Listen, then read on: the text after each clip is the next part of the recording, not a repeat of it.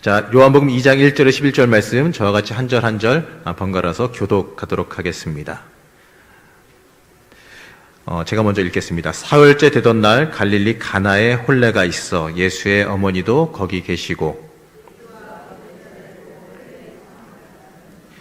포도주가 떨어진지라 예수의 어머니가 예수에게 이르되 저들에게 포도주가 없다 하니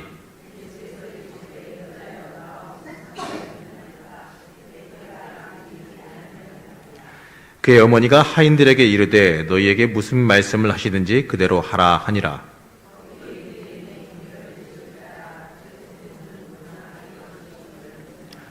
예수께서 그들에게 이르시되 항아리에 물을 채우라 하신즉 아기까지 채우니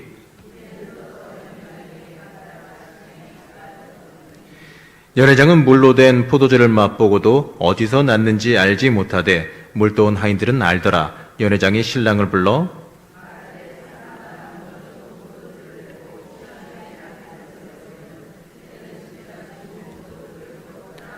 함께 봉독하겠습니다. 예수께서 이 첫 표적을 갈릴리 가나에서 행하여 그의 영광을 나타내심에 제자들이 그를 믿으니라. 아멘. 정성 전사님이 오늘 포도주는 물로 만들지 않는다라는 제목으로 말씀 증거해 주시겠습니다. 우리 전사님 나올 때 박수로 환영해 주세요.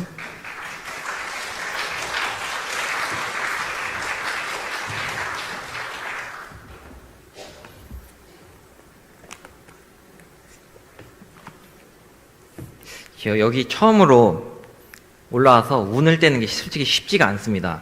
왜냐하면 목사님께 소개시켜 주실 때 그레이스 찬양대 은혜 받았습니다 하고 혹은 뭐 이렇게 성경 말씀을 제가 읽으면서 말씀으로 넘어가면 참 편안한데 이게서 뭐라고 말해야 될까가 항상 참 고민이에요.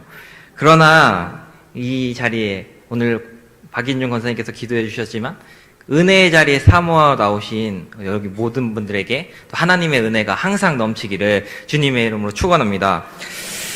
여러분, 오늘 본문의 말씀 잘 아시는 말씀이에요. 본문의 소제목을 가나의 혼인잔치이다 이렇게 이야기하고 있습니다. 그래서 대부분의 많은 설교하시는 분들이나 성도님들이 이 본문을 읽을 때는 이 물이 변하여 포도주가 된 사건에 굉장히 많은 집중합니다. 실은 오늘 설교의 주제도 이 물이 변하여 포도주가 된 내용이긴 합니다. 그런데 잠깐 말씀에 들어가기에 앞서서 그 사건이 일어났던 자리가 어떤 자리였죠? 바로 혼인잔치였어요. 이 혼인잔치가 가지는 의미에 대해서 먼저 좀 짚어보기를 원합니다. 여기 계신 대부분의 여러분들이 결혼을 직접적으로나 혹은 간접적으로 경험해 보셨을 거예요. 저도 벌써 결혼한 지가 약 한 3년이 다 돼가고 있는데 결혼식에 누가 왔었는지 기억 하나도 안 나지만 또 거기서 내가 결혼식을 어떻게 했는지는 기억은 안 나요. 그런데 결혼을 준비하는 그 과정, 사람들이 얼마나 올지, 또 음식은 어떤 걸 준비해야 될지, 드레스는 뭐를 입고 메이크업은 뭐로 할까, 이런 준비하는 과정들은 너무나 열심히 했기 때문에 잊혀지지가 않습니다. 그런데 이렇게 열심히 준비함에도 불구하고 다 결혼식을 경험해 보신다 알겠지만 꼭 실수를 하기 마련입니다. 왜냐면 다 처음 하는 거기 때문에 이거 결혼식을 실수 없이 하는 분들은 의심해 볼 필요가 좀 있죠. 두세 번 하면은 실수 없이 잘할 것 같아요. 가끔 이렇게 아내랑 결혼식을 가게 되면 왜 그렇게 신랑들이 축가를 해주는지 잘 모르겠어요. 저는 안 했어요. 그래서 제가 분명히 저희 아내에게 프로포즈도 하고 준비를 다 잘해줬는데 결혼식 날 축가 안 해줬다고 지금까지 핀잔을 듣고 있습니다. 근데 이렇게 결혼을 이렇게 준비함에 있어서 항상 와이프랑 그때 하는 얘기가 있어요. 우리 한 번 더 하면 되게 잘할 수 있을 텐데 이런 생각들을 좀 하게 됩니다. 왜 우리가 실수를 하는 이유는 바로 결혼은 인생에 있어서 단 한 번 있는 굉장히 중요한 사건이기 때문입니다. 그리고 이 결혼은 삶의 새 출발을 알리는 사건이기 때문에 많은 분들이 신랑과 신부를 축복하고 그들을 축하하며 이 기쁨의 자리에 나와 있는 것이죠. 예수님께서는요, 마가복음 2장에서 그 금식에 관한 논쟁을 하실 때 혼인집의 신랑으로 자신을 비유하셨습니다. 오늘 본문을 잘 읽으신 분들 아시겠지만 이 가나의 혼인잔치를 예수님 공생의 첫 번째 사역이다라고 이야기하고 있어요. 바로 이 첫 표적, 이 혼인식에서 이 첫 표적을 보이셨다는 것은 이런 의미가 있습니다. 바로 예수님과 연합하는 그 구원의 역사를 주님께서는 이 혼인식에 비유하신 거죠. 무슨 말이냐면 찬양 중에 우리가 이런 찬양 부르잖아요. 주의 순결한 신부가 되리라. 이 남자로서는 받아들이기 좀 어려운 가사 내용이긴 해요. 이게 문자적으로 봤을 때는 남자인데 내가 신부가 돼야 되나 이런 고민이 있지만 실제로 영적인 의미로 따질 때는 내가 예수님께 온전히 연합하고 온전히 예수님과 함께 평생을 걸어가겠다라는 의미를 가지는 것입니다. 바로 이처럼 이 구원의 사역이 예수님에게 있어서 가장 궁극적인 가장 주된 사역이라고 볼 때 바로 그 첫 출발이 혼인잔치라는 것은 예수님의 이제 새로운 시대를 알린다라고 의미할 수 있습니다. 그래서 제가 오늘 본문에서 한 가지 보길 원하는 단어가 있습니다. 오늘 본문 시작의 첫 번째 단어 2장 1절을 한번 읽어보길 원하는데요. 오늘은 성경을 제가 많이 준비를 안 했어요. 왜 안 했냐면 우리가 이게 성서 아카데미잖아요. 아카데미이기 때문에 우리가 학생은 책을 봐야 됩니다. 그래서 성경을 좀 찾아봤으면 좋겠습니다. 미리 광고를 하자면 요한복음의 말씀은 안 준비했어요. 근데 그 외의 말씀은 제가 다 준비해드렸습니다. 그래서 요한복음 먼저 2장 1절의 말씀 우리 다 같이 한번 읽어보도록 하겠습니다.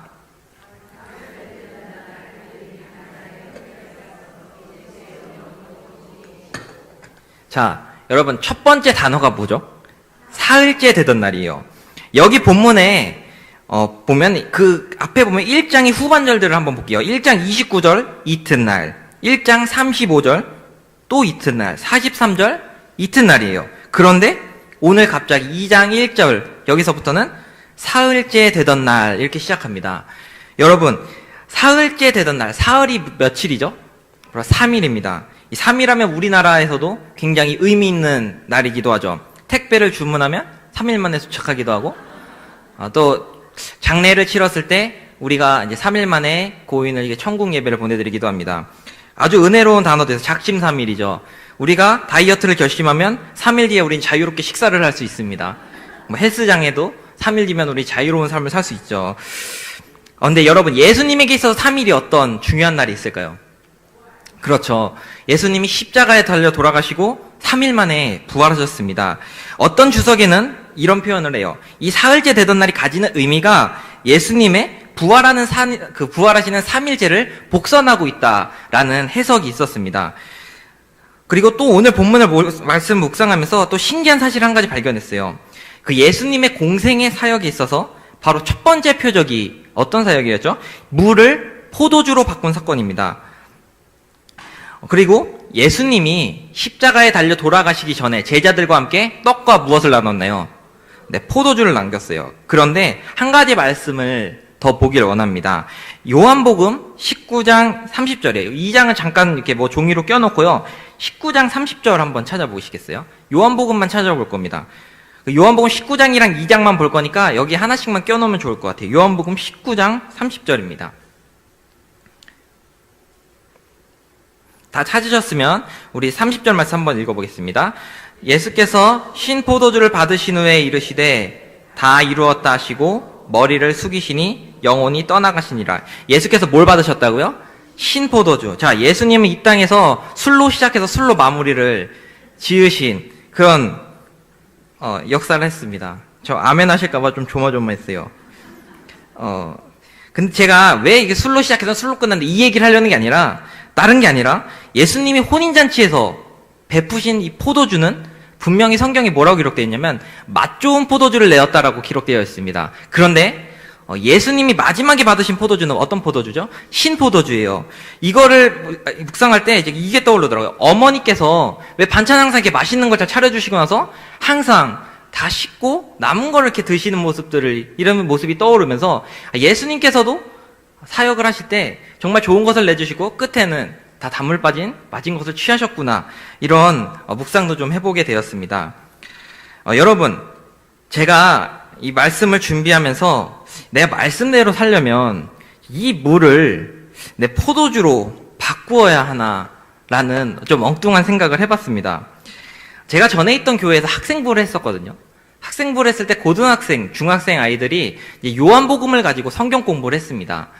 그때 제가 맨 마지막 시간에는 시험을 봤어요. 맨 마지막 문제를 물을 포도주로 바꾸시오라는 문제를 냈습니다. 물론 이거 풀라고 내는 게 아니라 이것을 이제 삶의 숙제로서 이제 좀 남겨주고 도전을 주기 위해서 냈어요. 그런데 한 아이가 갑자기 저한테 쫓아오더니 전도사님 저 바꿨어요 이러는 거예요. 정말 바꿨을까? 보면은 분명히 성경에서는 불로 포도주를 바꿨을 것을 맛본다고 했잖아요. 알고 봤더니 이 친구가 어디서 이 보라색 사인펜을 어디서 구해왔는지 뒤에 잉크를 짜면서 그 물을 보라색으로 바꿔오더라고요. 마셔보라고 할 수도 없고 제가 마셔서 테스트를 할 수도 없지만 그 노력이 참 대단한 것 같습니다. 제가 그래서 좀 신기한 걸 뭐 보여드릴까 생각해요. 오늘의 본문의 내용을 이야기를 가지고 제가 뭔가를 보여드리려고 합니다. 예수님의 어머니 그리고 제자가 가나의 혼인잔치에 초청함을 받았어요. 그런데 거기에 포도주가 이렇게 다 떨어진 거예요. 여기 카메라 줌 좀 해주시겠어요? 포도주가 다 떨어진 겁니다. 그래서 이걸 어떡하나 예수의 어머니 마리아가 예수님께 어떻게 좀 해봐라. 근데 예수님은 아직 내 때가 아닌데 왜 그러십니까? 그런데 마리아는 그거에 상관없이 하인들에게 예수가 시키는 대로 하라고 했습니다. 예수님은 하인들에게 명령을 하죠. 가서 비낭아리에 물을 채우라고. 포도주가 다 떨어져서 없었는데 이렇게 물이 차기 시작하는 거예요. 항아리가 물이 이제 물을 다 비어있던 포도주가 물이 차기 시작한 거죠. 자, 그런 다음에 예수님이 어떻게 하셨죠? 떠서 사람들에게 가져다 주라고 했어요. 자, 그럼 그 물이 어떻게 됐을까요? 이 물이 변해서 포도주가 됐습니다. 포도주가 다 떨어졌는데 물이 변하여 포도주가 됐습니다. 제가 개그 콘서트를 보다가요. 개그맨들이 옛날에는 말만 잘하면 되는 줄 알았어요. 그런데 요즘에 연기도 잘하고 노래도 잘하고 여러 가지를 많이 하면서 저 사람들 진짜 먹고 살기 힘들다 라는 그런 생각을 했었는데 그게 이제 남일이 아니게 된 것 같습니다. 그래서 오늘 요한복음 2장의 말씀을 가지고 이제부터 좀 더 세밀하게 몇 가지 주제를 가지고서 좀 나눠보고자 합니다. 먼저 첫 번째입니다. 첫 번째로 어머니는 역시 어머니입니다. 화면을 띄워주시면 어머니는 역시 어머니입니다. 여기 계신 분들이 대부분 어머니라는 위치에 계신 분들이 많은 것 같습니다. 근데 왜 갑자기 어머니 이야기가 나왔을까? 오늘 본문에서 처음으로 등장하는 인물이 바로 예수의 어머니입니다. 요한복음 2장에서 예수님보다 예수님의 어머니가 먼저 거론이 돼요. 그리고 예수와 그의 제자들도 청함을 받았더니라고 이어서 기록이 되어 있어요. 제가 그냥 생각 없이 쭉 읽으려다가 문득 발견한 한 단어가 이 부분을 좀 생각하도록 만들었습니다. 우리 한글 문법에는 높임법이라는 게 있습니다. 예를 들어 편지를 쓸 때 나보다 상대적으로 높은 분, 그러니까 내가 부모님께 쓸 때는 어머니께, 아버지께, 혹은 목사님께 이렇게 씁니다. 그런데 반면에 부모가 자녀에게 편지를 쓸 때는 사랑하는 아들 누구누구에게, 사랑하는 딸 누구누구에게 이렇게 쓰죠. 그래서 성경의 모든 표현들이 대부분 다 예수님을 향해서 예수께서라는 표현을 써요. 그런데 요한복음 우리 2장 3절의 말씀, 우리 한 목소리로 한번 읽어볼까요? 다시 앞쪽으로 와서 요한복음 2장 3절의 말씀입니다. 다 읽어보겠습니다. 포도주가 떨어진지라 예수의 어머니가 예수에게 이르되 저들에게 포도주가 없다 하니. 여기 예수님을 향해 뭐라고 표현되어 있나요? 예수에게예요. 예수님께 낮춤법을 사용해서 표현하는 몇 안 되는 구절 중에 하나입니다. 그렇다고 해서 마리아가 예수님보다 높다 이런 얘기를 하는 건 아닙니다. 오늘 본문은 좀 전에도 말씀드렸지만 예수님의 그 공생의 첫 번째 출사표를 내던지는 시간이라는 점을 생각해야 됩니다. 예수님이 구세주로서의 삶을 시작하기 직전에는 사람으로서 분명히 어머니의 보호 아래 있었습니다. 그래서 예수님은 하나님인과 동시에 또 인간이시기도 하시죠. 오늘 본문에서는 예수님과 마리아가 좀 많은 대화를 한 것을 알 수 있습니다. 혼인잔치에서 너무나 중요한 포도주가 떨어졌습니다. 그래서 결혼을 준비한 사람들은 상당히 당혹스러운 상황에 놓여 있었습니다. 예수님의 어머니 마리아는 예수님이 이제 공생애를 시작해야 되겠다라는 이 타이밍을 나름대로 느꼈을 것 같다는 생각을 했습니다. 그래서 마리아는 오늘 본문에 예수님께 포도주가 떨어졌다라고 넌지시 얘기하죠. 그런데 오늘 본문에서 예수님은 우리가 생각했던 예수님의 모습과는 좀 다른 모습으로 인간적인 모습을 좀 발견할 수 있어요. 그 다음 구절인 요한복음 2장 4절의 말씀을 한번 읽어보겠습니다. 예수께서 이르시되 여자여 나와 무슨 상관이 있나이까 내 때가 아직 이르지 아니하였나이다. 오늘 본문을 말고 다른 기적들을 보면 예수님이 거의 다 먼저 물어보시고 알아서 해주셨던 게 좀 많긴 해요. 내가 낫기를 원하느냐 하면 적극적으로 나가셨고, 또 오병이어의 기적도 한 아이가 갖고 온 작은 도시락으로 하여금 5,000명이 먹게 되는 역사도, 또 베드로를 부르실 때도 먼저 예수님이 걸어오라고 하셨습니다. 예수님은 이렇게 다른 기적들 앞에서는 굉장히 적극적이셨는데 오늘 본문에서는 좀 소극적인 모습을 발견했어요. 그리고 또 이런 말씀을 하셨어요. 되게 냉정하게 들릴 수도 있습니다. 여자여 나랑 무슨 상관이 있습니까? 여러분의 자녀가 엄마한테 여자여 이래봐요. 기분이 좀 그렇겠죠. 예수님을 그동안 예수님은 마리아에게 어머니라고 불렀을 텐데, 근데 여기서부터 갑자기 여자여 나랑 무슨 상관이 있나이까 이 하는 부분, 대부분의 많은 주석들이 이 부분에 대해서 이렇게 설명을 하고 있습니다. 예수님께서 이제는 본격적으로 한 여자의 아들이 아니라 그리스도로서의 삶을 사는 것, 즉 예수님의 신성, 예수님이 하나님이라는 것을 극적으로 묘사하기 위해서 여기서 이렇게 표현을 했다. 그런데 또 다른 주석, 한 군데 주석이 딱 한 군데 주석이 이런 표현이 있어요. 여자라는 표현이 마치 마트 같은 데서 왜 어머니들이 꼭 주책을 부리실 때 아들이 장난으로 아줌마 왜 이래요 이런 것처럼 어떤 마리아에게 있어서 친근한 표현으로 했을 수도 있다라는 해석이 있습니다. 그런데 본문을 해석하다 보면 이거는 약간 신빙성은 좀 없긴 하죠. 이제 예수님의 진짜 하나님됨을 나타내기 위한 그런 표현이다라고 보는 게 오히려 맞는 것 같습니다. 한 가지 재미있는 점은 예수님께서 아직 내 때가 아니다라고 마리아에게 말씀했습니다. 그런데 그 다음 구절이 마리아가 진짜 어머니구나라는 것을 느끼게 해줬어요. 요한복음 2장 5절의 말씀 우리 다 같이 한번 읽어보겠습니다. 그의 어머니가 하인들에게 이르되 너희에게 무슨 말씀을 하시든지 그대로 하라 하니라. 이 부분을 이제 메시지 성경을 보면 좀 더 쉽게 이해가 될 수 있습니다. 우리 화면을 한번 보면서 같이 읽어볼게요. 시작.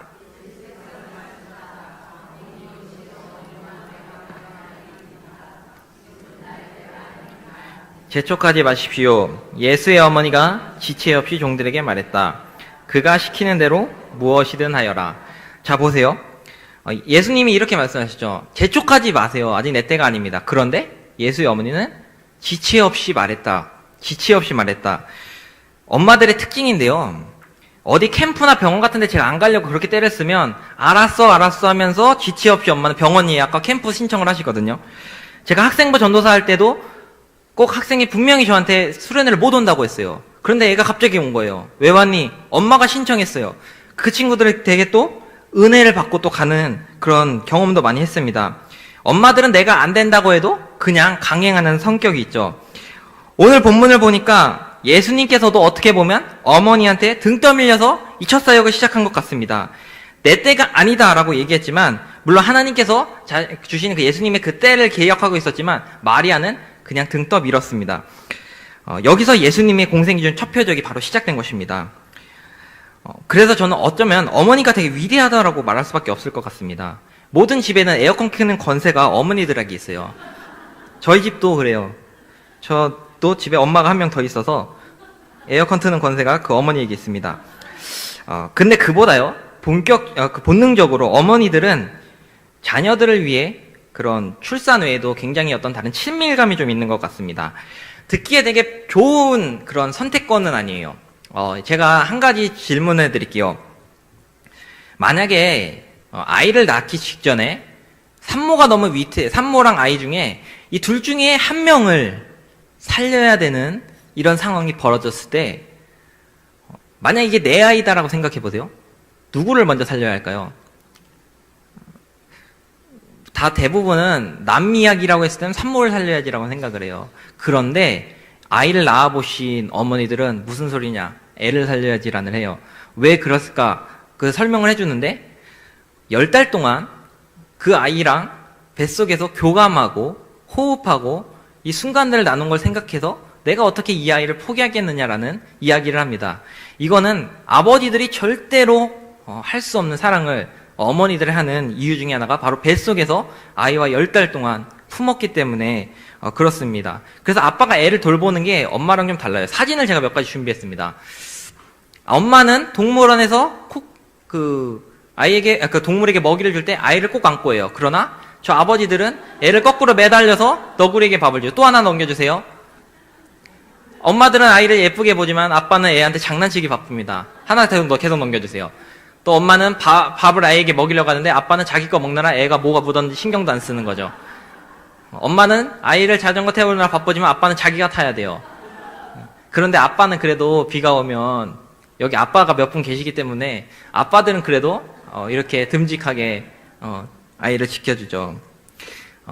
제가 애도 안 낳는데 도대체 어떻게 이런 말상을 할 수 있을까? 바로 주님 주신 말씀 묵상하니까 그런 생각을 하게 됐습니다. 여러분, 근데 실제로 어머니의 위대함들이 성경에서 많이 나타나고 있어요. 여러분, 먼저 모세가 이스라엘 백성을 이집트에서, 물론 모세가 직접 출애굽시킨 건 아니지만 하나님께서 모세를 통해서 그 이스라엘 백성들을 이집트에서 출애굽시켰습니다. 그런데 여러분, 화면을 한번 보시면 출애굽기 2장 2절에서 3절의 말씀을 한번 보도록 할게요. 우리 한 목소리 읽어보겠습니다.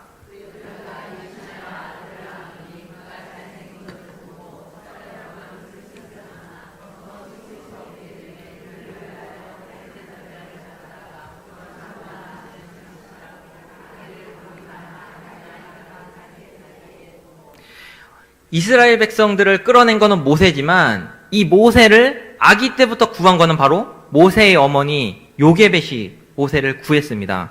여러분, 솔로몬이 1,000번제를 드리고 나서 지혜를 강구했습니다. 그런데 그 지혜를 증명시켜준 사건이 어떤 사건이죠? 바로 솔로몬의 재판.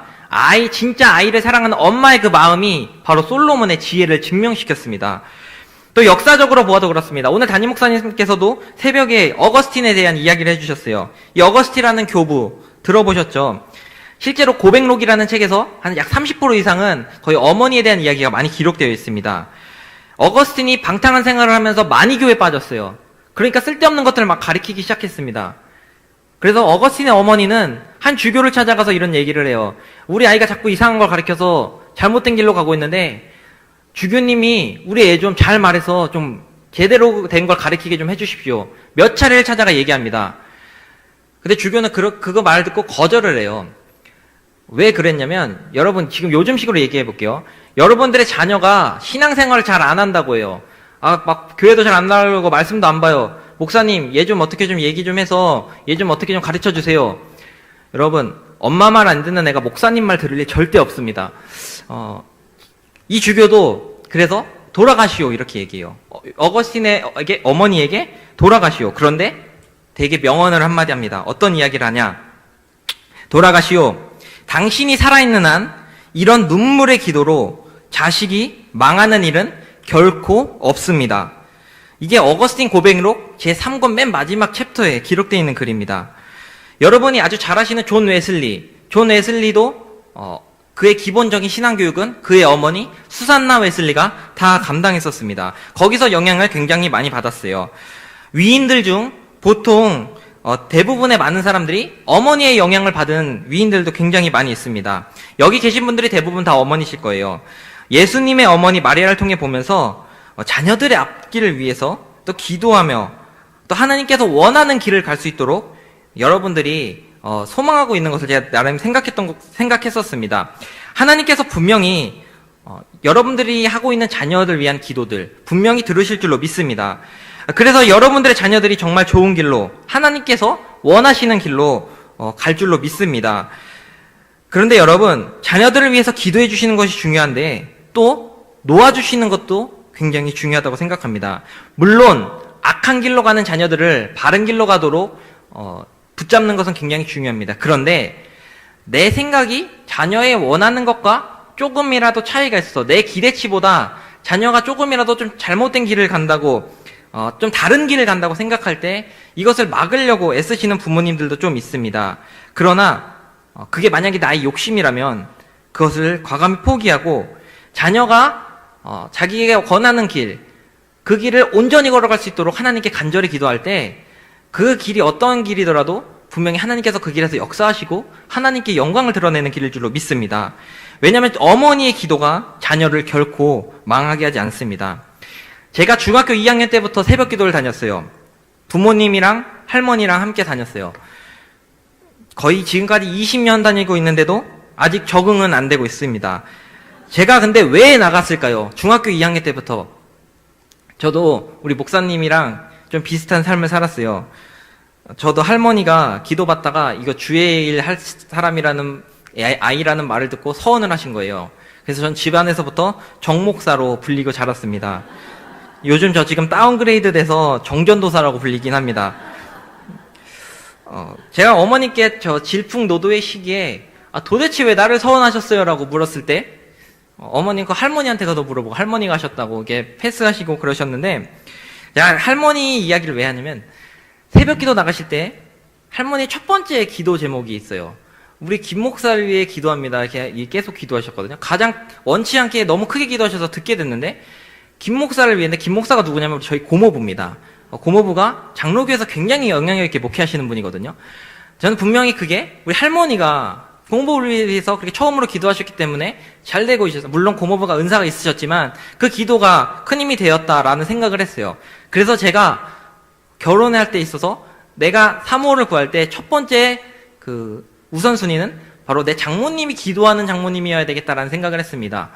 제가 그래서 저희 아내와 결심하게 된 게 물론 저희 아내가 매우 예뻐서기도 하지만 저희 어머니가 교회에서 너무나 열심히 기도하신 또 권사님이기도 하세요. 저희 어머니도 새벽마다 기도해 주시고 저희 장모님도 새벽마다 저를 위해서 기도해 주시기 때문에 제가 이 목회로 망한 일은 없을 거라는 확신을 하게 됐습니다. 여러분 여기 계신 분들도 분명히 그걸 깨닫는 날이 올 거예요.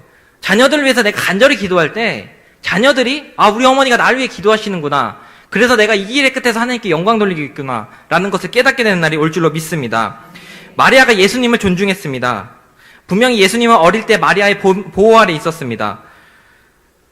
그런데 예수님의 공생의 시작은 바로 마리아가 예수님께 첫 길을 내딜 수 있도록 무엇은 해봐라 라고 했을 때 바로 역사는 시작된 것이죠.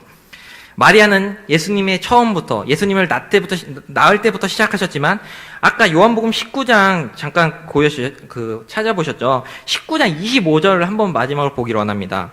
오늘 요한복음 19장 이게 마지막입니다. 요한복음 19장 25절의 말씀입니다.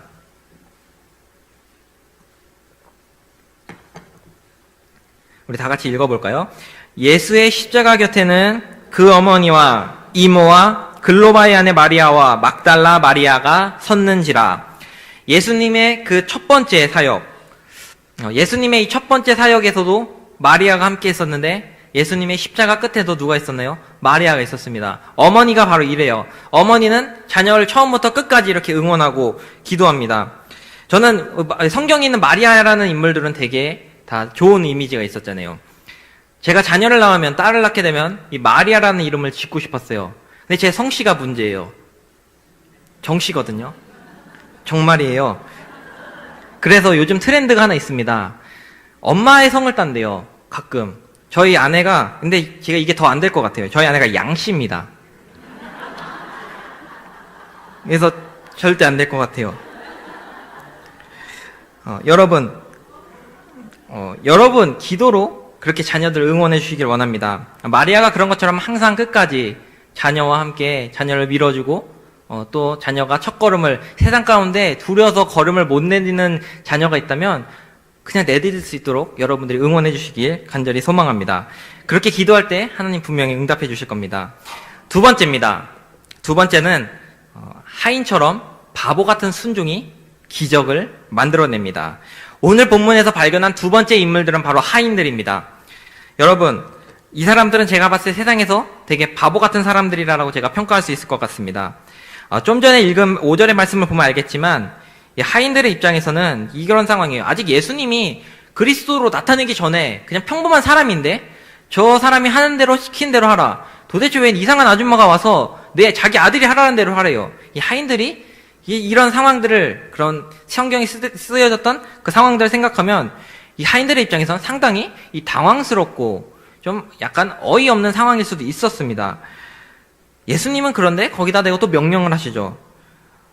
요한복음 2장 7절, 이제 2장만 볼 건데요. 2장 7절의 말씀 한번 읽어볼게요. 예수께서 그들에게 이르시되 항아리에 물을 채우라 하신즉 아기까지 채우니. 이 하인들은 항아리에 물을 채우라고 했을 때 거기에 순종합니다. 물론 물을 채우는 게 힘든 일은 아닙니다. 물론 포도주가 다 떨어졌기 때문에 가서 포도주를 한 병 사오라고 하기도 바쁜 이때 물을 채우라는 명령에 순종을 한 것이죠. 여러분, 이 항아리는 어떤 항아리인지 아시나요? 항아리는 유대인의 그 전통에 따라서 파티 전에 손과 발을 닦는 그 항아리입니다. 거기에 물을 채우라고 했을 때 하인들이 어떻게 순종했냐면 그냥 반만 대충 따른 게 아니라 아기까지 가득 채웁니다. 굉장히 적극적으로 거기에 반응을 한 것이죠.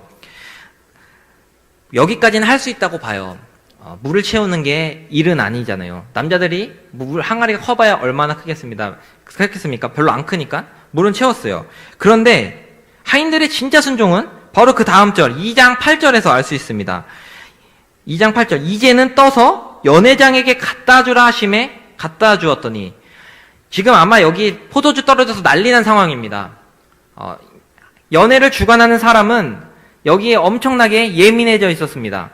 그런데 이 사람에게 물을 갖다 주래요. 물을 떠서 갖다 주래요.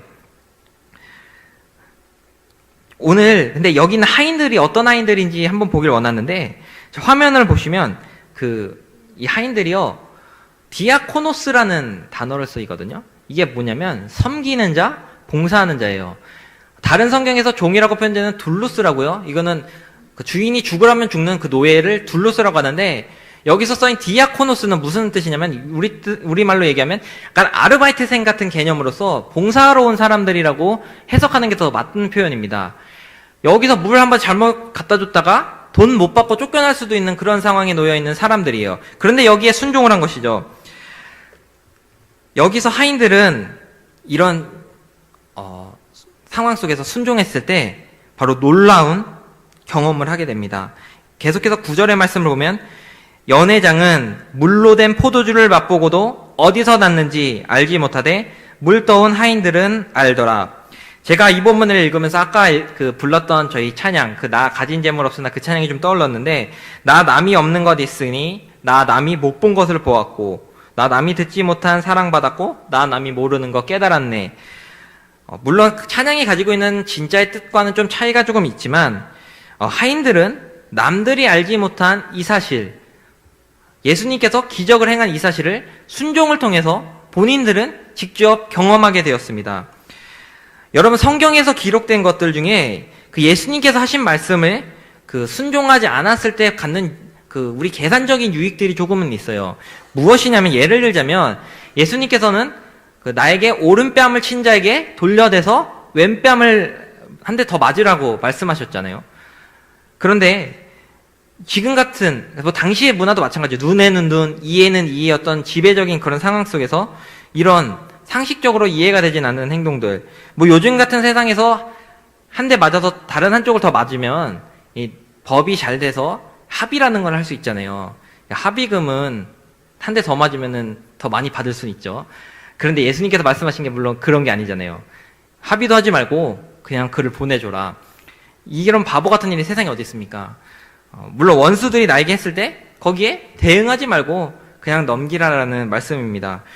또 여러분, 오른손이 한 일을 왼손이 모르게 하라. 이거 요즘 입시생들에게 있어서는 아주 생각하기 어려운 문제입니다. 왜냐면 대학에 갈 때 봉사 점수라는 게 너무나 중요한 것을 아시나요? 그래서 제가 전에 있던 교회에서도 장애인 기관이 있어서 거기서 봉사할 수 있는 그런 기회가 있었는데, 항상 학부모님들이 전화해서 문의해요. 봉사할 수 있냐고. 봉사야 언제든지 할 수 있죠. 네, 가능합니다. 그 다음에 봉사 점수 주시나요? 라는 걸 항상 물어봅니다. 봉사를 드러내기 위해서 하는 봉사가 요즘에 너무나 많아졌습니다. 물론 안 하는 것보다야 낫죠. 그러나 예수님께서 말씀하신 오른손이 아니라 왼손이 모르게 하라. 그런 진심으로 담겨진 그런 봉사. 그런 것들을 이야기하고 있습니다. 세상 속에서 이것들을 하게 될 때 조롱받기 너무나 쉬운 그런 이야기입니다. 예수님께서는 누가복음에 이런 말씀을 하셨습니다. 누가복음 9장 62절의 말씀 한번 볼게요. 화면에 띄어 있습니다. 손에 쟁기를 잡고 뒤를 돌아보는 자는 하나님의 나라에 합당하지 아니하니라. 손에 쟁기를 잡고 뒤를 보는 자, 바로 예수님께서 말씀하시는 것에 전적으로 순종하는 게 아니라 거기서 이제 내 소유들, 나의 욕심들, 그런 계산적인 것들이 생각되는 사람들에게 하나님의 나라에 합당하지 아니하다라고 이야기했습니다. 성경에 많은 인물들이 하나님께 순종했어요. 거기서 하나님의 역사하심을 받습니다. 그 중에서도 특별히 가장 많은 기적을 본 선지자 중에 한 명은 바로 엘리야인데, 엘리야에 대해서 대부분의 성경이 이렇게 묘사하고 있어요. 여호와의 말씀을 따라갔고, 여호와의 말씀을 따라갔고, 바로 이런 표현들이 굉장히 많이 기록되어 있습니다. 그리고 심리학자는요, 툴루니에라는 사람인데 이름이 참 어렵죠. 이분이 이런 말씀을 했어요. 굉장히 명언 중에 하나인데, 순종은 하나님과 나 사이에 맺는 백지 계약이다. 그러니까 백지 수표가 아니라 백지 계약이라는 말이에요. 백지 계약이 뭐냐면, 일단 나는 서명만 하는 거예요. 그리고 이 백지에다가 하나님이 뭐라고 쓰든 간에 너는 당장 가서 아프리카로 선교를 나가라. 그럼 나는 거기 사인했기 때문에 나는 순종하는 거죠. 순종이 바로 이와 같은 거예요. 백지 계약. 하나님이 무엇을 말씀하시든 간에 나는 토를 단지 않고 거기에 순종하는 것. 바로 이것이 진정한 순종입니다. 여러분, 순종하면 능력이 없어도 능력이 나타나게 됩니다. 혼인잔치에서 포도주가 떨어졌습니다. 당장에 어떻게 구해올 수 없는 상황이었습니다. 그러나 예수께서 행하신 기적으로 말미암아 포도주가 생기게 되었습니다.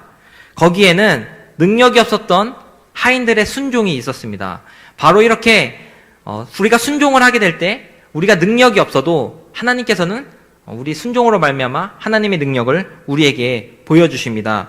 하나님의 말씀에 전적으로 순종해서 하나님의 능력을 경험하시는 우리 불꽃교회 성도님들 되시길 바랍니다.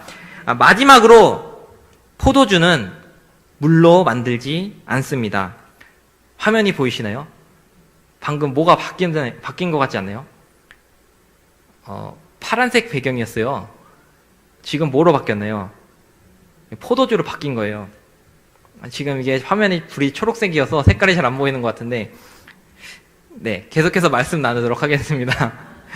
여기서 혹시 포도주 담궈보신 분 계신가요? 아니면 혹시 포도주 담그는 법 아시나요?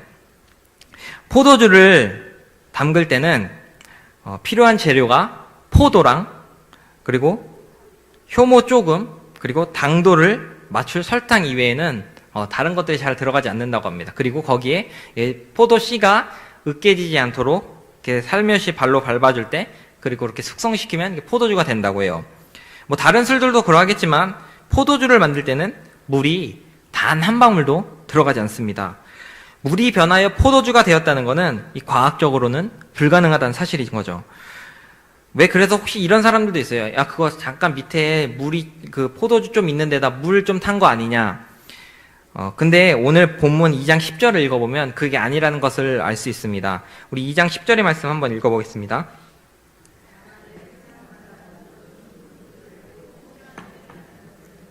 그대는 지금까지 좋은 포도주를 두었다 하니라. 여러분, 이도 저도 아닌 일을 한 사람들에게 이렇게 얘기하죠. 물에 술 탄 듯, 술에 물 탄 듯. 물과 술이 섞이면 뭐 이도 저도 아닌 맛이 나기 때문에 그런 말이 나왔을 것 같습니다. 그런데 오늘 본문은 분명히 이야기하고 있어요. 좋은 포도주를 내었다. 물 탄 포도주가 절대로 좋은 맛이 날 수가 없습니다. 그래서 오늘 이 가나의 혼인잔치의 이 핵심적인 물이 변하여 된 포도주, 그래서 포도주는 결코 물로 만든 게 아니다라는 이야기를 하고 싶습니다.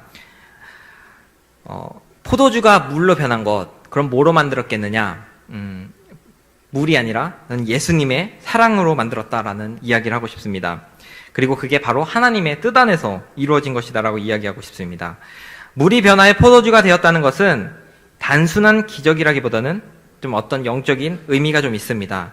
6절의 말씀을 한번 읽어보면 거기에 유대인의 정결 예식을 따라 두세 통 드는 돌항아리 6이 놓여있는지라.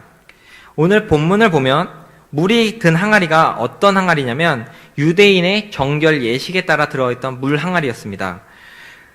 이게 어떤 의미가 있냐면 왜 우리는 성찬식에서 떡과 포도주를 받잖아요. 이 포도주가 가지는 의미가 바로 예수님의 보혈을 상징하죠.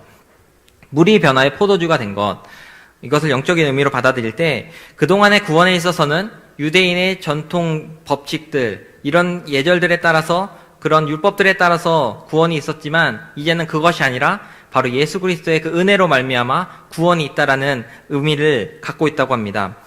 여러분, 제가 진짜 본격적으로 오늘 본문에서 살펴보고자 하는 내용은 바로 이 변화라는 내용입니다.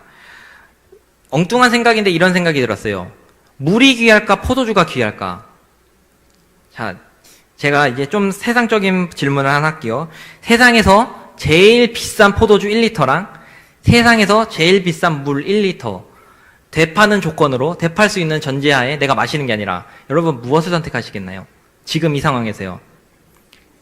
당연히 말할 것도 없이 포도주를 받아서 되팔아야죠. 근데 만약에 사막 한가운데 있다면 이건 뭐 말할 것도 없이 물을 택합니다. 실제로 뭐가 더 중요한지에 대해서는 되게 의미가 없어요. 뭐가 중요한지를 결정짓는 것은 내가 지금 당장 뭐가 더 필요하고 뭐가 더 유익이 되느냐가 가장 중요하다는 것이죠.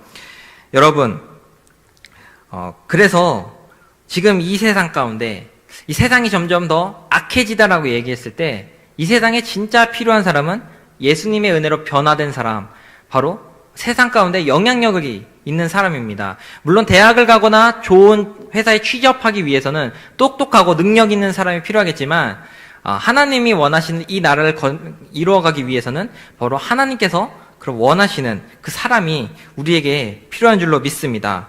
세상에 필요 없는 게 하나도 없어요. 여러분, 개똥도 필요하면 없다라는 속담이 있죠. 개똥이 여러분 약에 쓰이기도 합니다. 제가 영상을 하나 준비했는데요. 우리 하나만 보도록 하겠습니다. 결국 우려했던 일이 생겼다. 너무 무리를 한다 싶었더니 결국 몸져 누운 할아버지. 예전엔 하루에 할아버지가 몇 번 나무를 건강하신데 해도 끄떡없었는데 가는 세월 속에 기력은 갑자기 아프신 거예요. 속수무책이다. 안 줬어. 열 있어, 열 있어. 괜찮아. 머리가 아프구만. 안 묻건 걱정 말어. 그러면 깨끗하네. 아픈 와중에도 남편은 아내를 안심시킨다.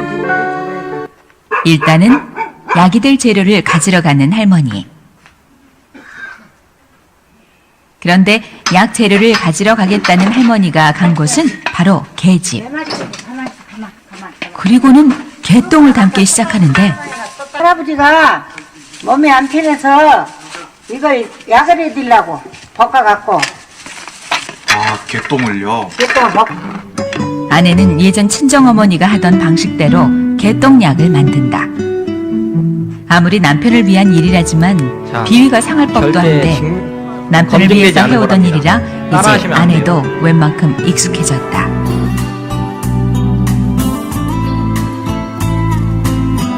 여러분, 할아버지가 실은 이 뒷부분의 영상이 구할 수가 없는 거예요. 원래는 이제 동영상 봐도 할아버지가 진짜 이 개똥물 드시고 갑자기 일어나셔서 장작을 패시는 장면이 나오거든요.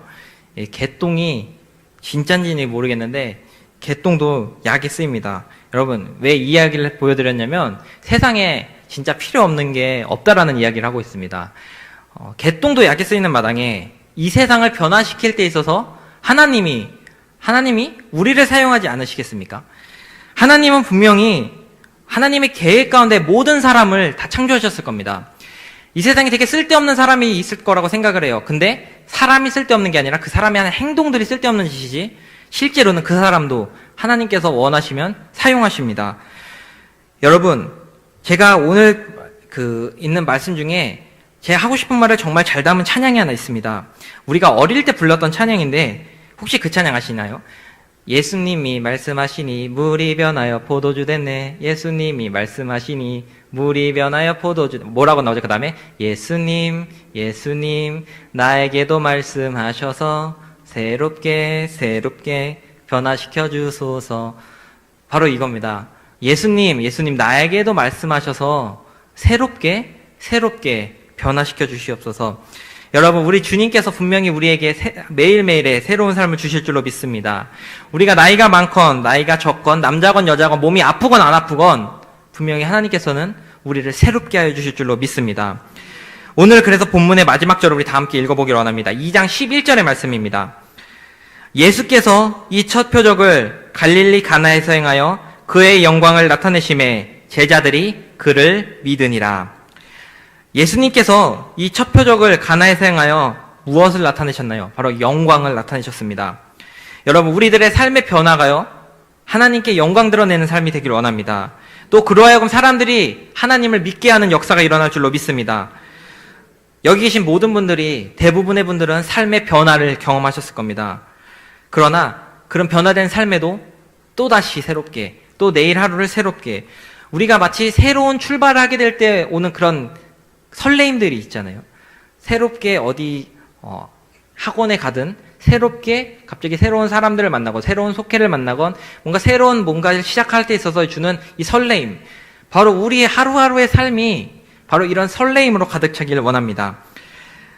변화의 순간들이 이렇게 모였을 때 우리의 삶이 되고, 이 삶들이 모여서 결국 하나님의 역사를 이뤄가게 됩니다. 이렇게 하나님을 향한 변치 않는 믿음 속에서 우리가 삶이 변화되길 원해요. 물이 변화의 포도주가 이된 사건은 완전한 변화입니다. 물의 성질과 포도주의 성질이 완전히 다릅니다. 물이 어떤 맛이 나나요? 물이 어떤 색깔을 띠고 있나요? 표현하기가 굉장히 어려워요. 이거 투명하다는 색깔을 할 수 있고, 물 맛이 어떠니? 물 맛이 좋아라는 표현 외에는 별로 딱히 할 말은 없죠. 그런데 자, 포도주는 색깔이 어때? 이렇게 물어봤을 때 포도주는 보랏빛이기도 하고 자줏빛이기도 하고, 맛은 어떠니? 이건 달기도 하고 시기도 하고. 여러분, 예수님께서 빛과 소금에 대한 이야기를 하셨어요. 너희는 세상의 빛과 소금이라고 얘기하셨을 때 빛이라는 것을 생각하면 색깔이 보여주기 위해선 빛이 투과되지 않으면 색깔을 볼 수 없습니다. 그리고 소금이 없이는 맛을 낼 수 없는 것을 아실 거예요. 포도주는 전에 없었던, 물이 없었던 색깔을 가지게 됐고요. 또 포도주는 전에 물이 가지고 있지 않았던 맛을 가지게 됐습니다. 여러분, 우리들의 삶이 이렇습니다. 그리스도의 색깔을 드러내야 되고요, 그리스도의 맛을 낼 수 있는 우리가 되어야 될 줄로 믿습니다. 그렇게 하나님께 쓰임받는 우리가 되길 원합니다. 여러분, 이제 말씀을 정리하려고 합니다. 가나의 혼인잔치 사건을 이렇게 표현을 해요. 표적이다. 단어를 하나 보여주시길 원해요. 표적은 세메이온이라는 단어가 쓰였는데, 이거는 기적이라고 쓰인 단어랑은 다른 뜻이에요. 이거는 어떤 표지판, 신호하다, 지시하다, 알리다, 보이다라는 뜻을 갖고 있는데, 예수님이 행하신 이 이적이 예수님께서 앞으로 어떤 일을 행하실지 알리는 그런 예고라는 것입니다. 거기서 그리고 그 예수님께서 행하신 일들로 말미암아 우리는 거기서 하나님의 그 은혜를 경험할 수 있는 것이죠. 히브리서에서도 믿음은 바라는 것들의 실상이고 보이지 않는 것들의 증거라고 하셨습니다. 우리가 믿음을 통해서 이런 표적을 보길 원합니다.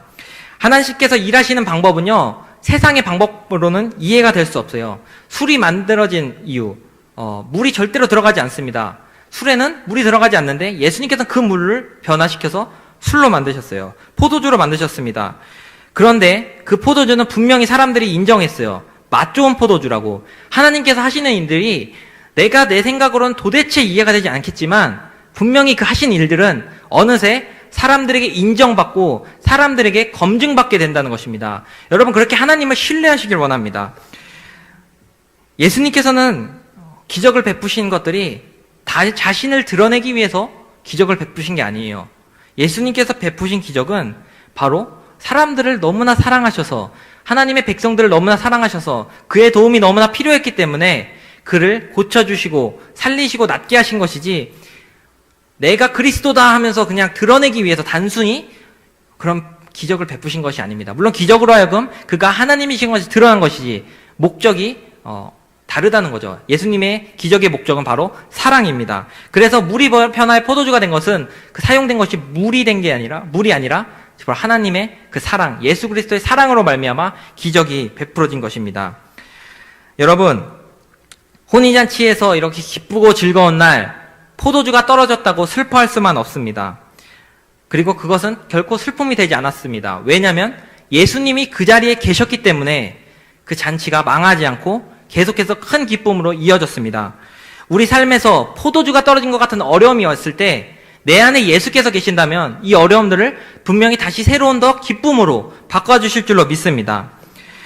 오늘의 이야기, 조지 고든 바이어린이라는 시인이 이런 표현을 했어요. 제가 실은 이걸 설교 제목으로 쓰고 싶었거든요. 어떤 표현을 했냐면, 화면에 준비되어 있는데, 물이 주인을 만남에 그 얼굴이 붉어졌더라. 물이 그 주인을 만남에 얼굴이 붉어졌더라. 세상에 어떻게 이렇게 멋있는 표현을 했는지 모르겠어요.